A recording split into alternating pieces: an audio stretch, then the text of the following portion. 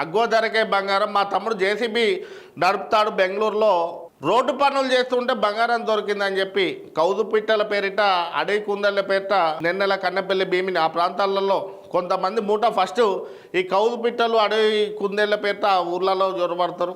తర్వాత కౌదుపిట్టలు ఇచ్చిన వాళ్ళకి మళ్ళీ కావాలనుకుంటే నాకు ఫోన్ చేయండి, మా నెంబర్ తీసుకోండి అని చెప్పి ఇట్లా కమ్యూనికేషన్ పెంచుకున్న తర్వాత మాకు బంగారం దొరికింది, అగ్గో ధరకే ఇస్తాము, ఎక్కడ అమ్మాలో తెలియదు, మా తమ్ముడు బెంగళూరులో జేసీబీ నడుపుతుంటే బంగారం దొరికిందని చెప్పి ఫోన్లు చేస్తారు. సరే అని చెప్పి కొందరు అత్యాశకు పోతారు కదా, పోయేవాళ్ళు.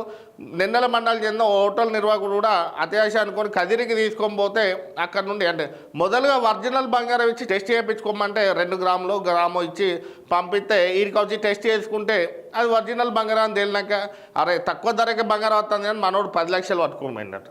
పట్టుకోమైనాక కదిరిలో 10 లక్షల రూపాయలు గుంజుకొని ఎవరికన్నా చెప్తే చంపేస్తామని కత్తులతో బెదిరించిన పరిస్థితి. అత్యాశకు పోతే కొంపలు ముంచే పరిస్థితి అంటే ఇదే.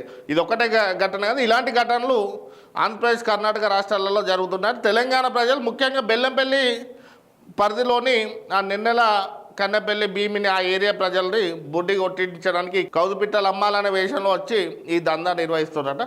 ఇప్పటికైనా ఈ వార్త చూసైనా అత్యాశకు పోయి తక్కువ ధరకే ఎక్కువ సొమ్మత అని ఆశపడిన వాళ్ళు ఇలా మోసపోక తప్పదు. బయటికి చెప్పుకుంటే ఇజ్జత్ పోతుంది, నా 10 లక్షలు పోతే కానీ బయటికి చెప్పుకుంటే ఇజ్జత్ పోతా అని ఆ హోటల్ నిర్వాహకుడు నోరు పూసుకొని ఉన్నాడట.